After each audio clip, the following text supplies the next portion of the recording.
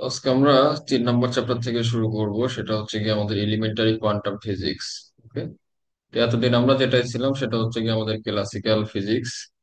তো classical mechanics আর quantum mechanics এর মধ্যে পার্থক্যটা প্রথমে বুঝতে হবে, কেন আমরা একটা স্পেশাল ব্রাঞ্চে যাচ্ছি। কোয়ান্টাম ফিজিক্সটা হচ্ছে কি আমাদের স্পেশাল একটা ব্রাঞ্চ ফিজিক্সের, যেটা ম্যাটেরিয়াল সায়েন্সেও খুব কাজে লাগে আর কি।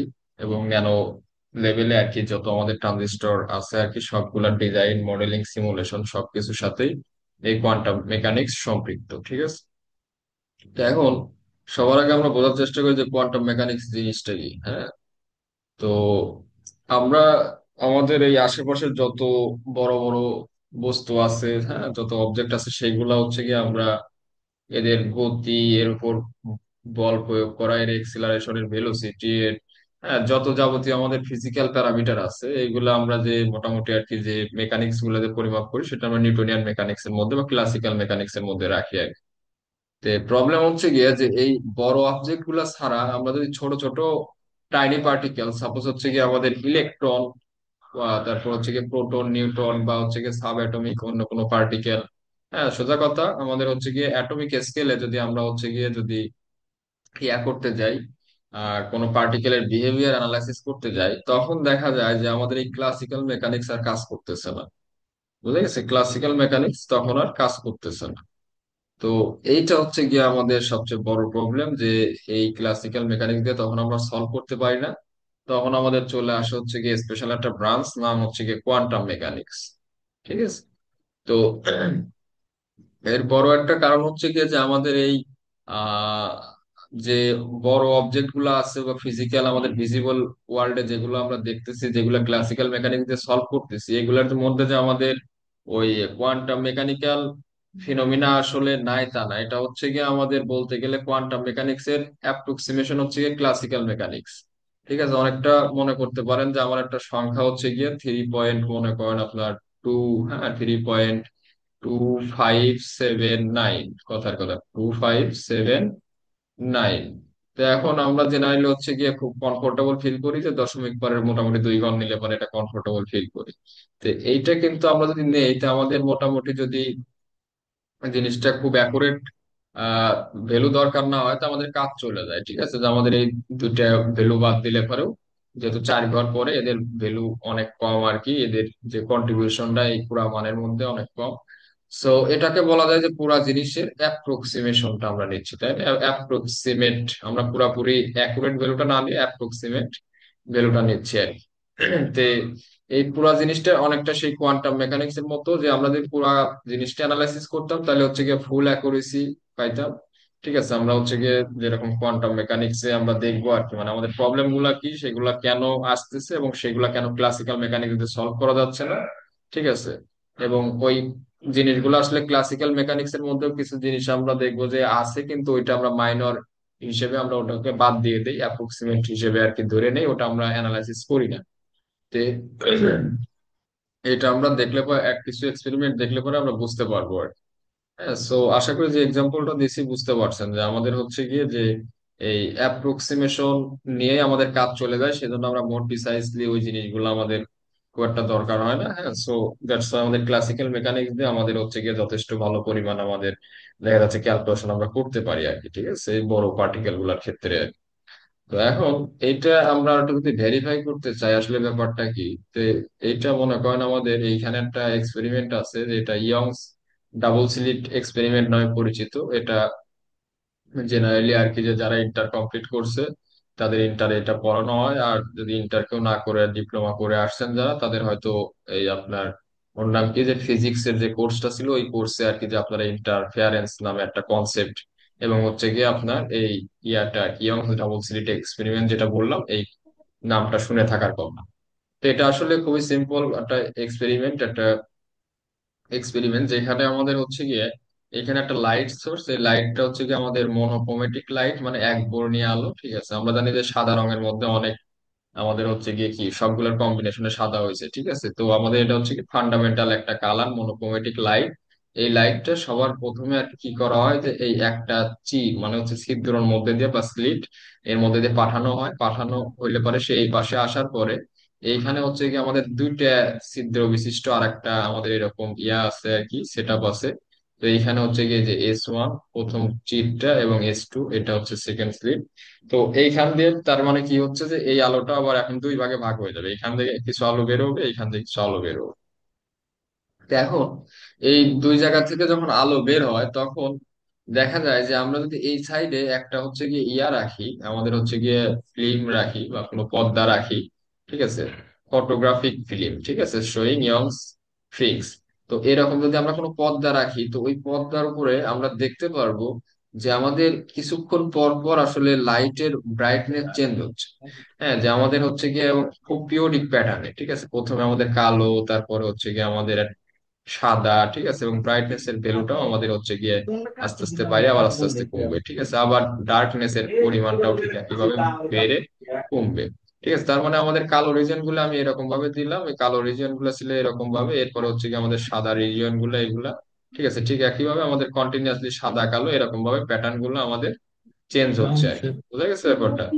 তো এই যে ব্যাপারটা, এটা হচ্ছে কি আমরা লাইট যে জিনিসটা আর কি, ইলেকট্রোম্যাগনেটিক ওয়েভ, এটা আমরা হচ্ছে গিয়ে অনেক আগে থেকে সর্বপ্রথম একে ওয়েভ হিসেবে আমরা ডিফাইন করে আসছি। তো ওয়েভ যদি হয়, তো ওয়েভ হলে পরে সেটা ম্যাথমেটিক্যালি আসলে প্রুভ করাটা বেশ সহজ যে এরকম একটা ঘটনা সেখানে ঘটতে পারে। এরকম ঘটনা কেন ঘটতে পারে সেটা হচ্ছে গিয়ে এখানে দুইটা সিনারিও আছে, একটাকে বলে কনস্ট্রাকটিভ ইন্টারফারেন্স, একটাকে বলে হচ্ছে ডিস্ট্রাকটিভ ইন্টারফারেন্স।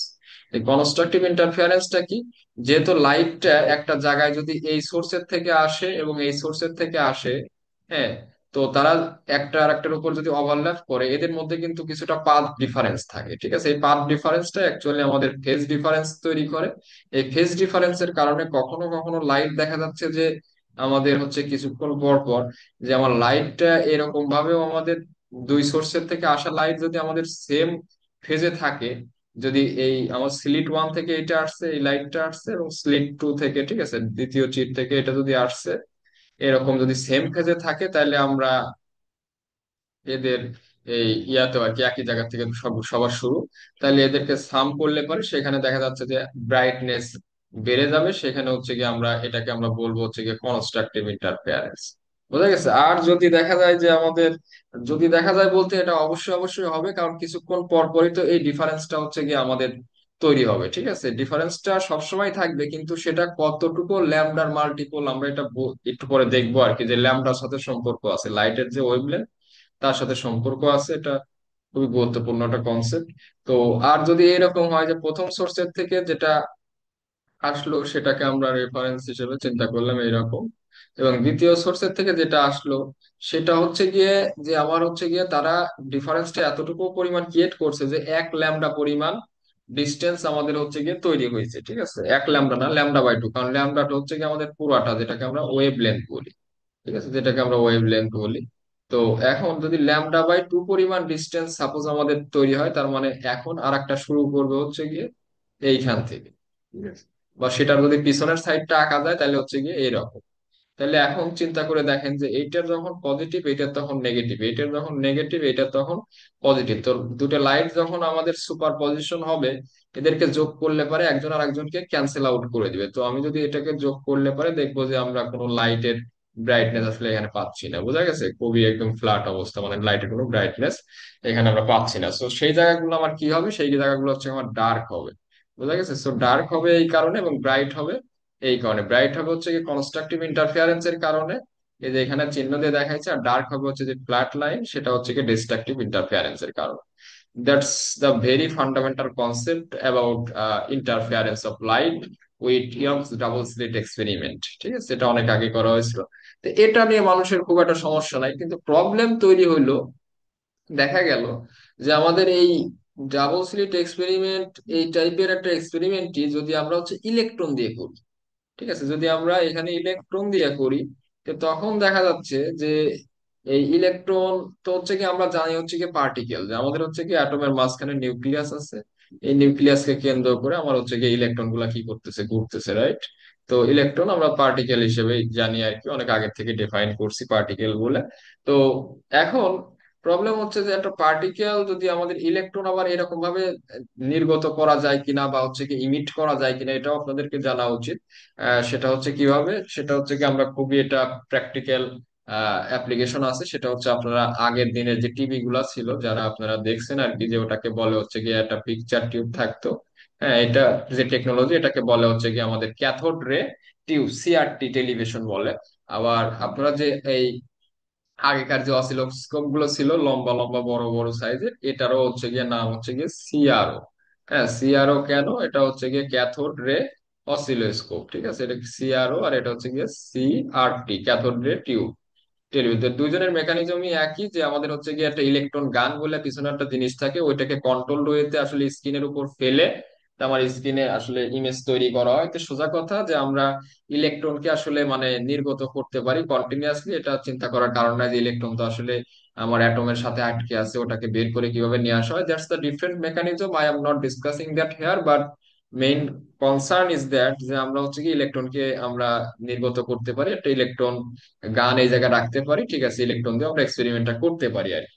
তো এই এক্সপেরিমেন্টটা অন্য জায়গায় অন্য ভাবে করা আছে, বিভিন্ন স্টাইলে করা আছে। তো আমরা বেসিক ভাবে যদি বলি যে ওই একই এক্সপেরিমেন্ট, ওই টাইপের এক্সপেরিমেন্ট যেটা আমরা ডাবল স্লিট এক্সপেরিমেন্টে দেখলাম, ইয়ংস ডাবল স্লিট এক্সপেরিমেন্টে, তো এই টাইপের এক্সপেরিমেন্ট যদি আমরা ইলেকট্রন দিয়ে করি, তখনও দেখা যাচ্ছে যে কিছু সংখ্যক ইলেকট্রন কি আমার হচ্ছে গিয়ে একটা জায়গায় খুবই বেশি পরিমাণ হিট করবে, এই সব জায়গায় মনে করেন ম্যাক্সিমাম ইলেকট্রন হিট করবে। আবার এই জায়গাগুলোতে ইলেকট্রন হিটই করতেছে না, ঠিক আছে, ইলেকট্রন আসতেছে না। তো আবার এই জায়গা আবার কিছুক্ষণ পর ইলেকট্রন প্রচুর পরিমাণে এখানে হিট করতেছে, আবার এই এই জায়গাগুলোতে আমার ইলেকট্রন হিটই করতেছে না।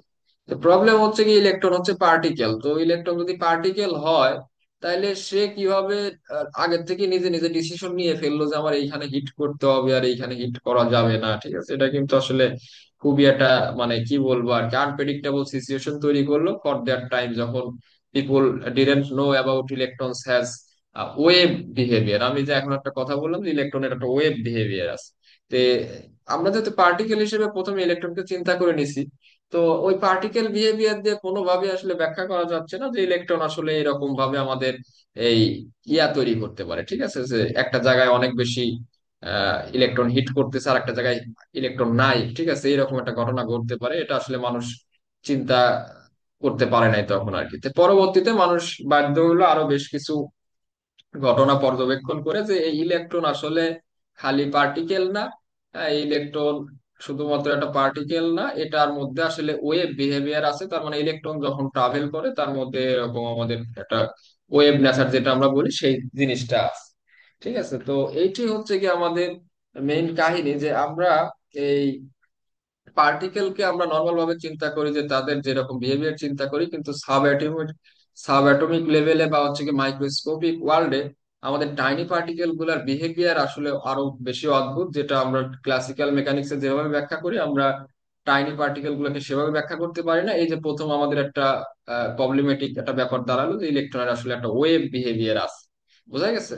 তো এখন আমি যে একটা কথা শুরুতেই বলছিলাম যে আমাদের হচ্ছে গিয়ে এই বড় অবজেক্ট গুলারও আসলে কোয়ান্টাম মেকানিক্যাল যে প্রপার্টি গুলা সেগুলা আছে, কিন্তু সেগুলাকে আমরা নেগলেক্ট করে যাই। কারণ হচ্ছে গিয়ে ক্লাসিক্যাল মেকানিক্স আমরা যে স্কেলে চিন্তা করি ওই স্কেলে আসলে ওই ইফেক্ট গুলো আমরা ইনক্লুড না করলেও আমাদের কোনো সমস্যা নাই।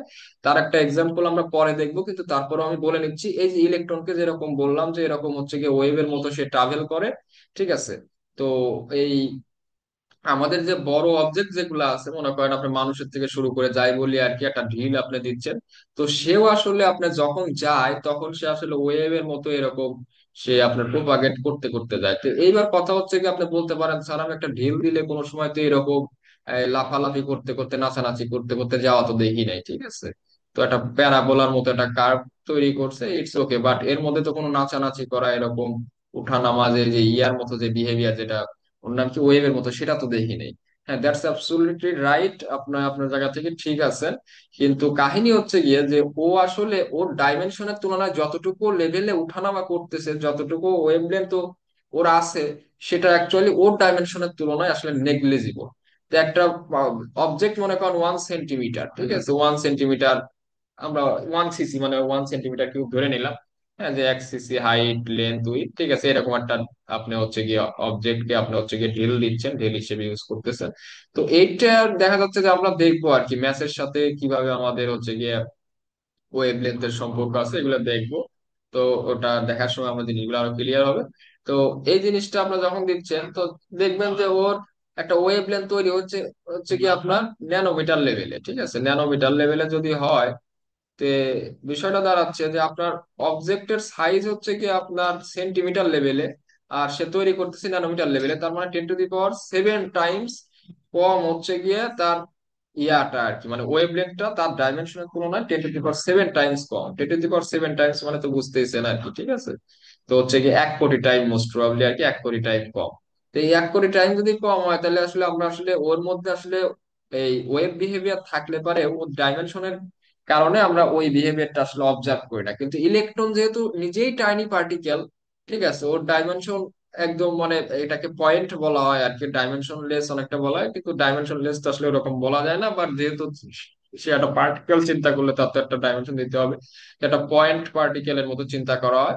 সো সে যেহেতু নিজেই টাইনি, সো আসলে তার সাপেক্ষে যদি 1 ন্যানোমিটার 10 ন্যানোমিটার এগুলো মোটামুটি তার সাপেক্ষে আর কি যে স্কেলেবল জিনিস, হ্যাঁ, তার ডাইমেনশনের সাথে আসলে তুলনা করা যায়। সো ইলেকট্রনের মধ্যে আসলে ওই বিহেভিয়ারটা আসলে চিন্তা করা যায়, এবং সেটা চিন্তা না, নট অনলি চিন্তা, দ্যাটস দ্য রিয়েলিটি যে ওর মধ্যে আসলে এই ওয়েভ বিহেভিয়ারটা আছে। তো এখন যে ওই লাইট যেরকম ওয়েভের মতো চিন্তা করার কারণে আসলে কনস্ট্রাকটিভ ইন্টারফারেন্স তৈরি হয়েছে, সেজন্য এক জায়গা অনেক লাইট হিট করছে, অনেক লাইটও আসলে আমরা বলবো আর কি light it's also a not only wave, মানে এর শুধুমাত্র ওয়েভ বিহেভিয়ারে নাই, ইটস আপনার হচ্ছে গিয়ে পার্টিকেল বিহেভিয়ারও আছে, ঠিক আছে। তো সেই জন্য আমি হিট করার কথাটা বলতে চাচ্ছি, লাইটের যে প্যাকেট গুলা বলা হয় আর কি, ফোটন গুলা, সেগুলা আসলে আমার এই ওয়েব বিহেভিয়ারের কারণে আসলে কনস্ট্রাকটিভ এবং ডিস্ট্রাকটিভ ইন্টারফারেন্স তৈরি হয়েছে, ইটস ওকে। বাট হচ্ছে গিয়ে কথাটা হচ্ছে গিয়ে যে আমার একটা জায়গায় আসলে ওই লাইটের ব্রাইটনেসটা অনেক বেশি ছিল, আর একটা জায়গায় হচ্ছে গিয়ে লাইটের ব্রাইটনেসটা কম ছিল। ঠিক একইভাবে যেহেতু আমরা ওয়েব বিহেভিয়ার নিয়ে আসলে পারে এরকম আমরা হচ্ছে গিয়ে এই ওয়েব যোগ করলে পারে আমরা হচ্ছে গিয়ে তার অ্যামপ্লিচিউড বেড়ে যেতে পারে, আবার ওয়েব এন্টি ফেজে থাকলে পারে হচ্ছে গিয়ে ফেজে থাকলে পারে অ্যামপ্লিচিউড বাড়বে, আর আউট অফ ফেজে থাকলে অ্যামপ্লিচিউড কমবে। তো এই কনসেপ্ট অনুসারে আমরা বলতে পারি যে ইলেকট্রন যদি তার মধ্যে ওয়েভ বিহেভিয়ার থাকে, তাহলে এরকম হইতেই পারে, অস্বাভাবিক কিছু না যে একটা জায়গায় অনেক ইলেকট্রন হিট করতেছে আর একটা জায়গায় কোনো ইলেকট্রন হিট করতেছে না। বোঝা যাচ্ছে? তো এই হচ্ছে গিয়ে আমাদের এই যে মানে ইয়াটা শুরু হইলো, যে একটা ইরা শুরু হইলো, যে আমরা যেটা জানতাম যে পার্টিকেলের যে বিহেভিয়ার, ঠিক আছে, কিন্তু আমাদের মাইক্রোস্কোপিক লেভেলে গেলে পরে পার্টিকেল আর নর্মাল বিহেভ করতেছে না, সে কোন জায়গা থাকবে, কোন জায়গায় হিট করবে, তার পসিবিলিটি গুলো ডিফাইন করার জন্য আমাদেরকে আরো বেশ কিছু জিনিস কনসিডার করতে হচ্ছে। তো এই জায়গা থেকে হচ্ছে গিয়ে এইসব জিনিসের উপর ভিত্তি করে এরকম বেশ কিছু ফিনোমিনা যখন দেখা গেল যে আমাদের ক্লাসিক্যাল কনসেপ্ট শুধু পার্টিকেলের কনসেপ্ট, হ্যাঁ, যে আমার ব্যবহার করে চলতেছে না, পার্টিকেলের মধ্যে আমার ওয়েভের বিহেভিয়ার থাকতেছে, আবার ওয়েভের মধ্যে পার্টিকেলের বিহেভিয়ার থাকতেছে, এটা আমরা দেখবো পরে। হ্যাঁ, তো তখন আসলে আমাদের এই নর্মাল মেকানিক্স দিয়ে আসলে কাজ হচ্ছে না, তখন হচ্ছে কি আমাদের যাইতে হলো হচ্ছে কি কোয়ান্টাম মেকানিক্স নামে স্পেশাল ব্রাঞ্চের। ঠিক আছে। সো এতক্ষণ পর্যন্ত যা বলছি এটা বোঝা গেছে কিনা যে আমরা কেন এই ইয়াতে আসলাম আর কি, যে কোয়ান্টাম মেকানিক্সে আসতেছি আর কি, ঠিক আছে, এবং ক্লাসিক্যাল মেকানিক্স আমরা কি ব্যাখ্যা করতে পারতেছি কোয়ান্টাম মেকানিক্সে সেগুলো কেন ব্যাখ্যা করতে পারতেছি না, বা ইয়ংস ডাবল স্লিট এক্সপেরিমেন্ট লাইটের ক্ষেত্রে কি হচ্ছে এবং ইলেকট্রনের ক্ষেত্রে আমাদের কি হচ্ছে, ঠিক আছে, এবং ইলেকট্রনকে কেন আমরা পার্টিকেলের সাথে আমরা ওয়েভ বিহেভিয়ার কে অ্যাড করতেছি, বিষয়গুলো কি বোঝা যাচ্ছে এখন? স্যার রেসপন্স এটা খুব করতে হবে, বোঝা বোঝা যায় কথাগুলো, জিনিসগুলা বুঝতে পারতেছেন না, স্যার বুঝতেছেন না? বোঝা আচ্ছা, খুব যায় স্যার বোঝা একটা মনোযোগ কোশ্চেন ছিল। মনোযোগ। হ্যাঁ, বলেন। স্যার এখানে যে পাতটা বা একটা প্লেটের সারফেসের ভিতরে যে লাইট গুলো পড়বে এগুলো কি কন্টিনিউয়াস চেঞ্জ হতে থাকবে নাকি ফিক্স থাকবে? কোনগুলো? স্যার এই যে যে পাতটা থাকবে, যে পাতটার উপরে যে লাইট আচ্ছা, আমি বলতেছি, সারফেসের এটা হচ্ছে মতো গিয়ে বা প্রথমে যে থাকবে যেটার লাইটটা উপরে। আসছে সেটা সেটা কনস্ট্যান্ট ভাবে সে লাইট ইমিট করতেছে, লাইট এখান দিয়ে আসতেছে, ঠিক আছে, আর এইখান দিয়েও হচ্ছে কি আমার লাইট কি হচ্ছে, এখান থেকে দুইটা সোর্স হচ্ছে না, ঠিক আছে, আপনি নর্মাল ভাবেও যদি একটা জায়গায় এরকম ছিদ্র করেন, ঠিক আছে, এখানে দুইটা সোর্স একটা জায়গা থেকে লাইট দিলে পারে দুইটা জায়গা থেকে লাইট আসলে বের হবে। তো এখন এই হচ্ছে কি আমাদের মানে এখানকার সেট আপের যে ব্যাপারটা, তবে এই ছিদ্রগুলা বা হচ্ছে গিয়ে চিরগুলা ঠিক আছে অনেক সূক্ষ্ম আর কি, ঠিক আছে, সেগুলা হচ্ছে গিয়ে আপনার মাইক্রোস্কোপিক লেভেলের আর কি। ইটস নট লাইক দ্যাট আমি একটা বড় এই ছিদ্র তৈরি করলাম, সেখানে লাইট ফেললাম এবং সেখানে আমি দেখতে পারলাম একটা পর্দা রেখে এটা কালো আর সাদা তৈরি হচ্ছে বা হচ্ছে উজ্জ্বল আর অন্ধকার ডোরা তৈরি হচ্ছে, তা হবে না। কারণ হচ্ছে গিয়ে এই যে ডিস্টেন্স গুলা, এই যে কতটুকু, এই আপনার এটারও মেজারমেন্ট আছে। আমি যদি এখানে বলি আর কি, যে এই উজ্জ্বল ডোরার প্রস্থ কতটুকু হবে আর হচ্ছে কি আমাদের এই অন্ধকার ডোরার প্রস্থ কতটুকু হবে, এগুলোরও ম্যাথমেটিক্যাল ক্যালকুলেশন আছে, বুঝতে পারছেন, যে এর উইডটা কতটুকু হবে, এবং সেগুলো হচ্ছে কি আমাদের ওই ওয়েভ লেন্থের সাথে সম্পর্কিত এবং ওয়েভ লেন্থের কাছাকাছি আর কি। আমরা জানি যে ওয়েভ লেন্থ হচ্ছে কি ন্যানোমিটার লেভেলের। ভিজিবল লাইট যদি চিন্তা করি 300 থেকে 700 ন্যানোমিটার, রাইট? তো হচ্ছে গিয়ে তার মানে হচ্ছে গিয়ে আপনি কিন্তু এগুলো খালি চোখে কিন্তু দেখতে পারবেন না, তার মানে আপনি মাইক্রোস্কোপিক ওয়ার্ল্ডে ঢুকে গেছেন এবং হচ্ছে গিয়ে প্রপার্টি গুলা তার এই কি বলবো আর কি, মানে অদ্ভুত বিহেভিয়ার শো করতেছে, এবং সেগুলো দেখতে হলেও আপনাকে হচ্ছে গিয়ে ওই লেভেলের মাইক্রোস্কোপিক সেট আপ আপনাকে রাখতে হবে। হ্যাঁ, সো এখানে যদি ডেলেক্স বলি আর কি, যে উজ্জ্বল আহ, ডোরার প্রস্থ, অন্ধকার ডোরার প্রস্থ, এগুলো হচ্ছে গিয়ে ন্যানোমিটার আহ, বা হচ্ছে মাইক্রোমিটার, ওই রেঞ্জে আপনার থাকবে আর কি। বোঝা গেছে? সো মানে সেট আপটা হচ্ছে এরকম। সেট আপ এখানে কন্টিনিউয়াস লাইটে আসতেছে এবং লাইটটা হচ্ছে এক বর্ণী আলো। হ্যাঁ, যে আপনার এটা জেনারেলি আর কি, যে অনেক সময় সোডিয়াম লাইট ইউজ করে আর কি, ঠিক আছে, ওইখানে এক বর্ণী আলো পাওয়া যায় আর কি, যে হলুদ কালারের আর কি। তো আপনার কোশ্চেনটা কি ছিল, যে এখান থেকে যে লাইট সোর্স আসতেছে এগুলো আসলে মানে কন্টিনিউয়াস লাইট সোর্স?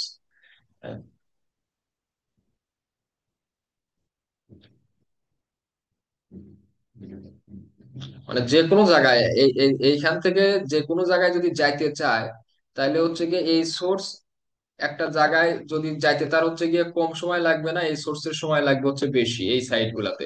আবার এই সাইড গুলো হইলে পরে উল্টা কাহিনী, এই সোর্সের জন্য কম সময় লাগবে, এই সোর্সের জন্য বেশি সময় লাগবে, তাই না? একটা লাইট তো এক জায়গা থেকে বের হয়েছে, তো সেই লাইটটা আপনার এইখান থেকে শুরু করে যদি এখানে আসে, তাহলে দুইজনের কিন্তু দুই রকম সময় লাগবে।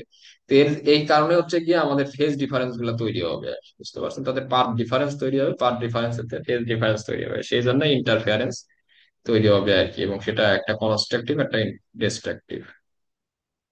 ক্লিয়ার? আচ্ছা, তো আমরা, হ্যাঁ, কোনো কোশ্চেন আছে? স্যার আপাতত নেই স্যার। আচ্ছা, এখন আমরা খুব গুরুত্বপূর্ণ একটা জিনিস দেখবো, এই যে এখানে ব্রাগস ল এবং হচ্ছে গিয়ে এটাকে বলা হচ্ছে গিয়ে এক্স রে ডিফ্রাকশন। ঠিক আছে, আমরা হচ্ছে গিয়ে এটা এই সেমিকন্ডাক্টর ক্যারেক্টারাইজেশনের জন্য আমরা ওই যে আগের চ্যাপ্টার গুলোতে পড়ে আসছি, যে হচ্ছে গিয়ে আমাদের এই ল্যাটিস প্যারামিটার বা হচ্ছে গিয়ে ক্রিস্টালের কন্ডিশন, কোন ধরনের ক্রিস্টাল, এইগুলা হচ্ছে গিয়ে আমরা মেজার করতে পারি বা হচ্ছে কি আমরা ডিটেক্ট করতে পারি, ফাইন্ড আউট করতে পারি। ঠিক আছে, তো সেই ফাইন্ড আউট করার গুরুত্বপূর্ণ একটা জিনিস হচ্ছে গিয়ে এক্স রে ডিফ্রাকশন। সেরকম একটা সেট আপ এখানে আমাদের আছে। তো সেটার একটা আমরা দেখবো আর কি, ঠিক আছে, সেটা কিভাবে কাজ করে কি করে সেটা আমরা দেখবো আর কি।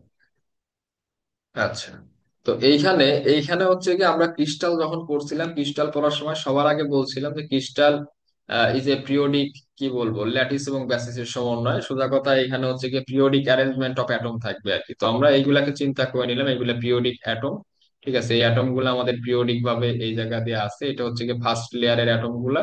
ঠিক আছে, এরকম পিরিয়ডিক ভাবে আছে, তো সেকেন্ড লেয়ারের অ্যাটম গুলো এখানে আছে। তো এখন তাই যদি হয়, যে এখন আমরা হচ্ছে কি যে কাজটা করতেছি, আমরা হচ্ছে গিয়ে একটা এক্স রে, আমরা X ray is a electromagnetic wave, আমরা হচ্ছে গিয়ে এক্স রে করতেছি, ইমিট করতেছি, এক্স রে আমরা ফেলতেছি এই ক্রিস্টালটার উপরে।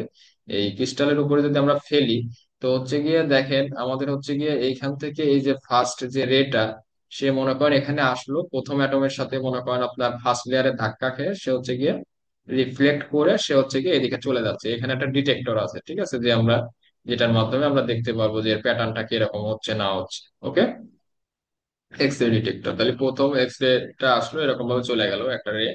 সেকেন্ডটা মনে করেন আপনার এখান দিয়ে আসতেছে এবং সেটা হচ্ছে গিয়ে এই লেয়ারের সেকেন্ড লেয়ারে সে যা হিট করলো আর কি। ঠিক আছে, সেকেন্ড লেয়ারের একটা অ্যাটমের সাথে সে ধাক্কা খায়, সে হচ্ছে গিয়ে আমাদের এই দিক দিয়ে সে আবার ব্যাক করে এই ডিটেক্টরে এসে সে পৌঁছাইলো।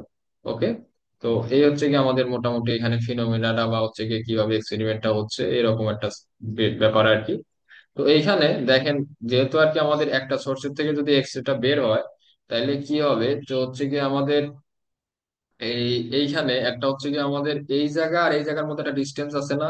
এই জায়গা যতটুকু ডিস্টেন্স, নিচেরটা অবশ্যই তার থেকে বেশি ডিস্টেন্স, তাই না? নিচেরটা আমাদের ডিস্টেন্সটা হচ্ছে গিয়ে বেশি, তার মানে প্রথম এক্সরেটা যতটুকু ডিস্টেন্স ট্রাভেল করছে, দ্বিতীয় রেটা আমার তার থেকে বেশি ডিস্টেন্স ট্রাভেল করছে। তো আমরা এইখানে যদি এই প্রথমটার এই পয়েন্ট থেকে যদি এখানে একটা লম্ব টানি, ঠিক আছে, লম্ব টানলে আমরা বুঝতে পারবো যে সে কতটুকু ডিস্টেন্স বেশি ট্রাভেল করছে। সেই ডিস্টেন্সটা হচ্ছে কি আমাদের এই যে এই ডিস্টেন্সটা, ঠিক আছে, এতটুকু ডিস্টেন্স সে হচ্ছে কি আমাদের বেশি ট্রাভেল করছে প্রথমটা থেকে। তো এইটা আমরা হচ্ছে গিয়ে কিছু প্যারামিটার এখানে আমরা করে নিলাম যে প্রথমে যখন লাইট গুলা আসতেছে, তারা হচ্ছে গিয়ে আমাদের এই সারফেসের সাথে থিটা অ্যাঙ্গেলে আমার হচ্ছে গিয়ে লাইট গুলা পড়তেছে আর কি। এটা হচ্ছে গিয়ে থিটা অ্যাঙ্গেল, ঠিক আছে, এখানে থিটা অ্যাঙ্গেলে আসতেছে, তো এখানে দেয়া আছে। তো এখন তাই যদি হয়, আর আমরা চিন্তা করে নিলাম যে এই মাঝখানের যে ডিস্টেন্স, যেটা এই দুইটা রে এর মাঝখানে যে ডিস্টেন্স, সেটা হচ্ছে গিয়ে আমরা চিন্তা করলাম হচ্ছে গিয়ে আমাদের ডি, ঠিক আছে, এটা চিন্তা করে নিলাম হচ্ছে গিয়ে আমাদের ডি।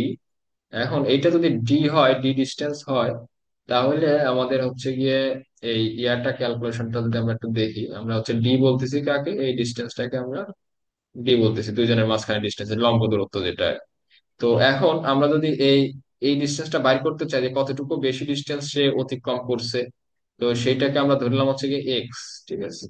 তো আমাদের এইখানে সিম্পল একটা ক্যালকুলেশন আমরা করতে পারি যে এই যে জায়গাটা আমাদের এই অ্যাঙ্গেলটা থিটা, তার মানে এই বিপরীত কোণ অনুসারে এই এই অ্যাঙ্গেলটা হচ্ছে কি আমাদের থিটা, ঠিক আছে, এই অ্যাঙ্গেলটা আমাদের থিটা।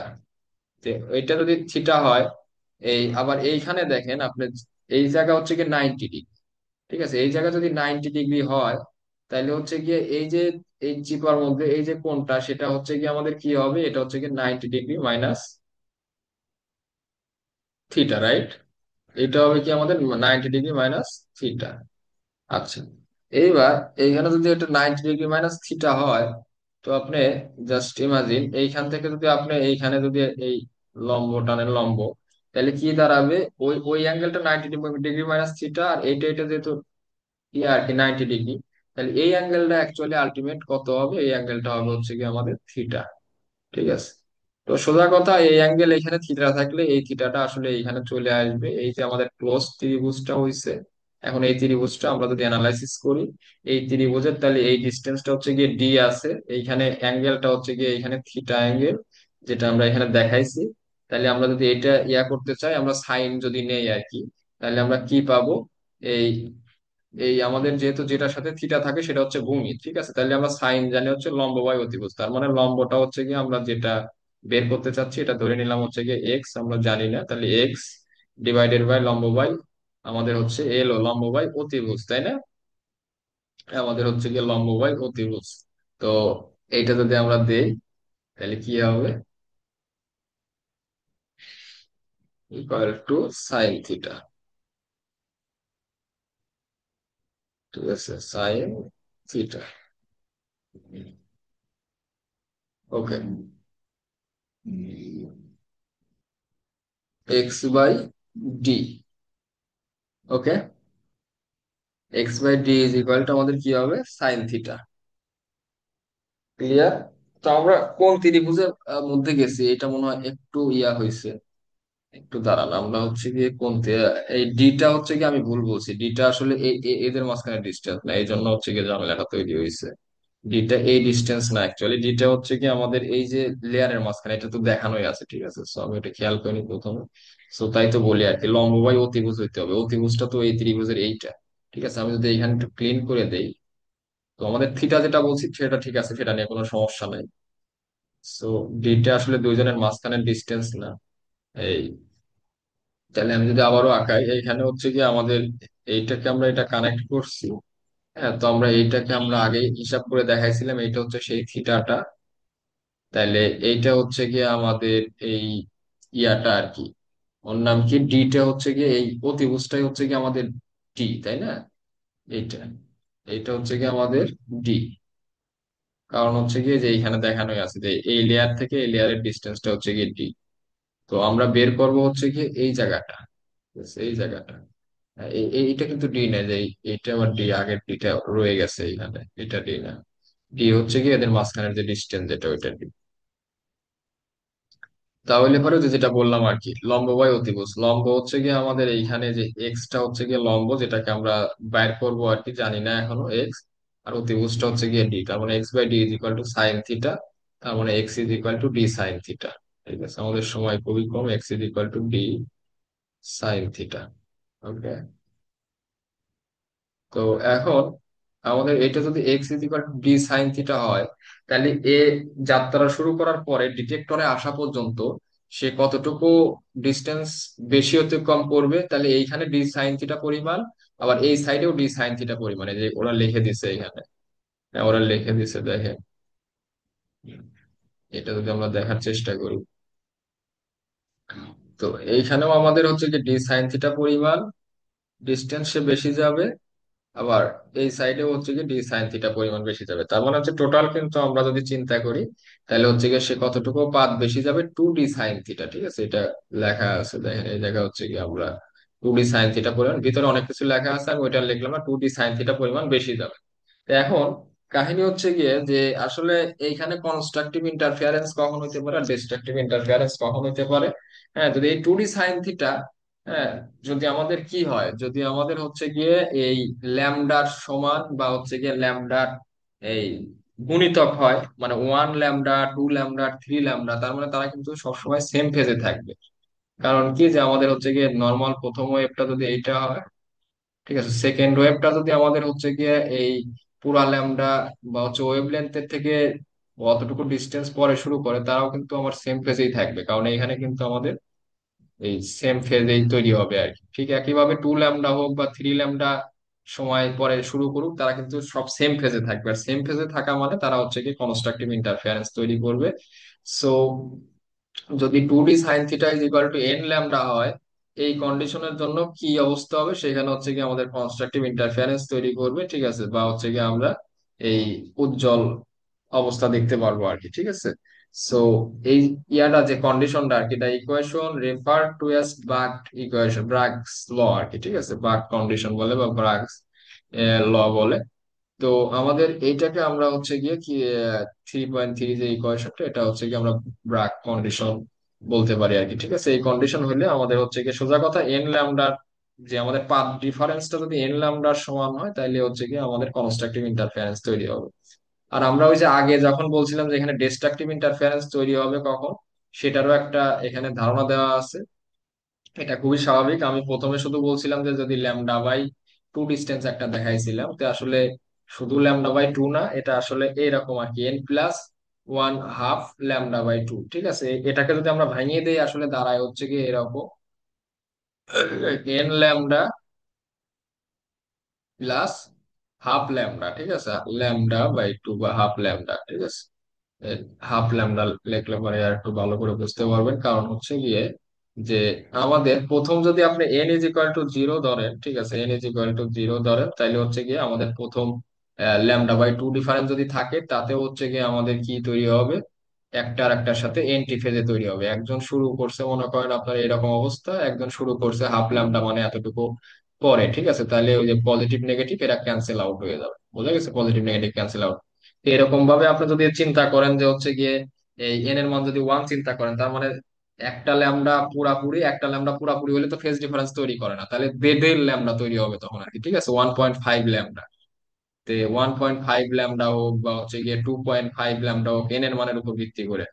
ঠিক আছে, প্রত্যেকটা ক্ষেত্রে আপনি দেখবেন যে হচ্ছে গিয়ে কি হচ্ছে, যে আমার এই ডিস্ট্রাকটিভ ইন্টারফারেন্স হচ্ছে, মানে হচ্ছে গিয়ে পজিটিভ এবং নেগেটিভ সাইকেল গুলো আমার কাটাকাটি চলে যাবে আর কি।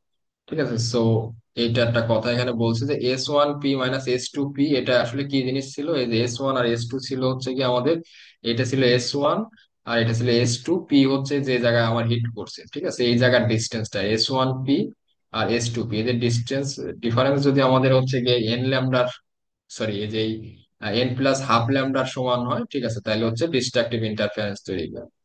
তো এইখান থেকে আরেকটা জিনিস আমি অ্যাড করে দিচ্ছি, সেটা হচ্ছে গিয়ে এই যে এক্সপেরিমেন্টটা, এই এক্সপেরিমেন্টটা যদি আমরা এই সিঙ্গেল ক্রিস্টালের উপর করি, তাহলে হচ্ছে গিয়ে আমরা এই এরকম ভাবে আমরা ইয়াগুলো দেখতে পারবো। ঠিক আছে, ফটোগ্রাফিক প্লেটের উপর এরকম অবস্থা দেখতে পারবো, বিভিন্ন ডট আমরা দেখতে পারবো। ঠিক আছে, আর যদি হচ্ছে কি আমরা এটা হয় হচ্ছে কি আমরা পলিক্রিস্টালাইন পলিক্রিস্টালাইন মানে আপনারা জানেন যে অনেকগুলা মানে রিজিয়নে ডিফারেন্ট ডিফারেন্ট ক্রিস্টালাইন স্ট্রাকচার আছে। তো তখন আপনি হচ্ছে গিয়ে এরকম একটা রিং আকারের অবস্থা দেখতে পারবেন আর কি, ঠিক আছে। সো এইখান থেকে কিন্তু আমরা এক্সপেরিমেন্টের মাধ্যমে আমরা এটাও বলতে পারবো যে এই মেটালটা আসলে ক্রিস্টালাইন না, হচ্ছে আমাদের হচ্ছে গিয়ে পলিক্রিস্টালাইন, ঠিক আছে। সো আরো বিভিন্ন ধরনের ক্যারেক্টারাইজেশন এই এক্স রে ডিফ্রাকশনের মাধ্যমে আমরা করতে পারবো, ঠিক আছে। তো সোজা কথা আর কি যে আমাদের এই এক্সপেরিমেন্টটা হচ্ছে গিয়ে এরকম ভাবে অ্যাকচুয়ালি করা হয়, ঠিক আছে। সো আপনারা ওই যে আমাদের ল্যাটিসের যে বৈশিষ্ট্যগুলো আছে, ল্যাটিসের না, আমাদের ক্রিস্টালের মধ্যে যে যত ধরনের বৈশিষ্ট্য আছে, তো এগুলার মানে বড় একটা জায়গায় হচ্ছে গিয়ে এক্স রে ডিফ্রাকশনের মাধ্যমে আসলে বাইর করা হয়। তো এই হচ্ছে কি আমাদের মেইন কাহিনী আর কি, ঠিক আছে, যে কিভাবে আমাদের এক্স রে ডিফ্রাকশন কাজ করে এবং হচ্ছে কি আমাদের এই কনস্ট্রাকটিভ ইন্টারফারেন্স, ডিস্ট্রাকটিভ ইন্টারফারেন্স এগুলো কি জিনিস এবং সেটা ইয়ংস ডাবল স্লিট এক্সপেরিমেন্টের মাধ্যমে আমরা কিভাবে করতে পারি এবং এই সেট